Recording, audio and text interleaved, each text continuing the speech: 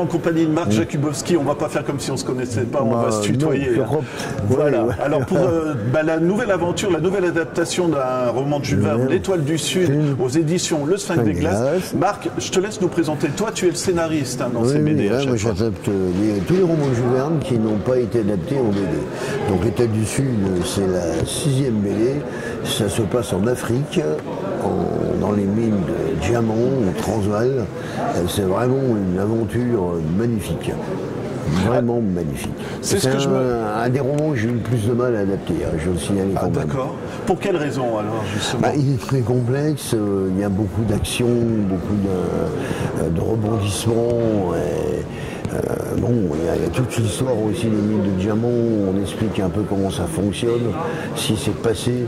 L'Étoile du Sud, en fin de compte, c'est un diamant artificiel qui disparaît, parce que par le plus pur des hasards, Cyprien Méré, qui est un géologue, réussit à faire un diamant artificiel, qui est énorme, c'est le plus gros diamant du monde.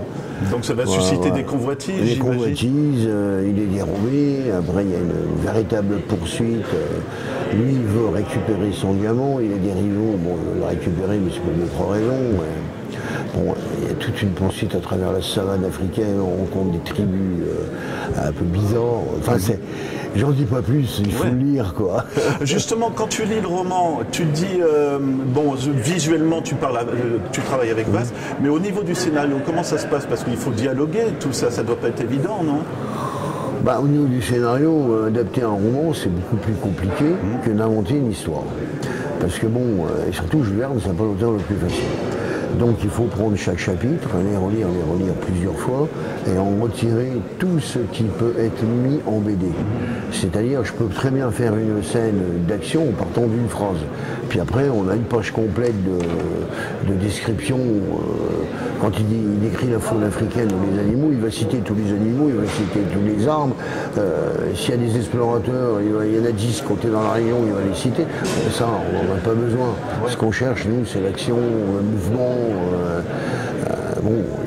Puis il faut pas en faire un bête résumé non plus. Il faut amener plus d'action où ça manque, plus d'humour, puis les descriptions, on vient s'enseigner sur la faune, les habitats extérieurs, intérieurs, tout ce qui est forêt, les tribus, etc. quoi.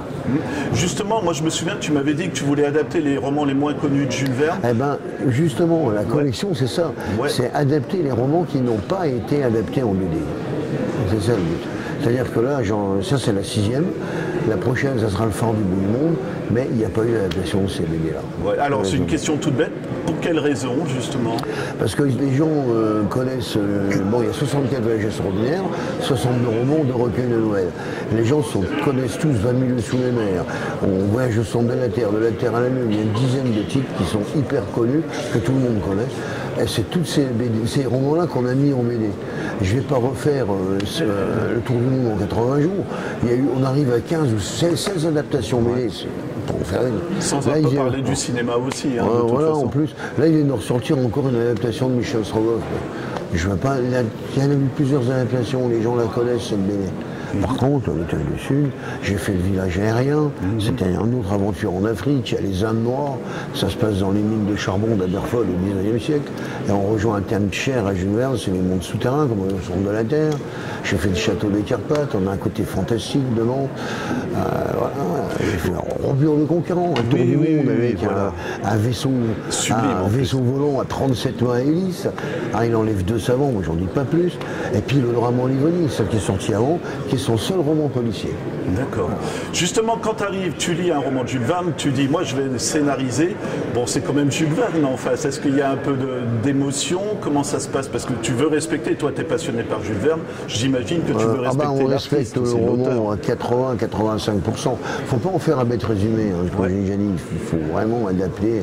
Puis il faut que ça soit, que ça plaise au public, que les gens aient envie de lire. Voilà.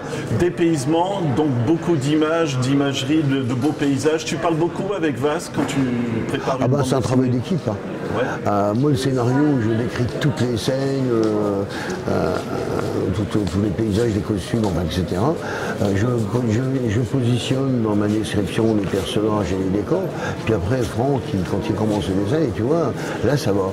Oui, mais là, il serait peut-être mieux, le personnage là. On ne veut pas le voir de profil, mais de face. C'est tous les détails comme ça pour le dessin.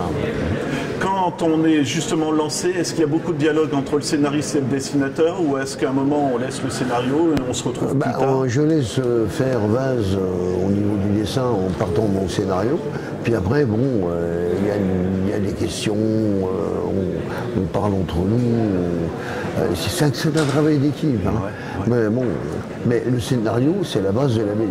Ouais. Sans scénario, voilà. On n'y va pas. Mettre un visage sur les personnages, c'est évident, justement. Oui.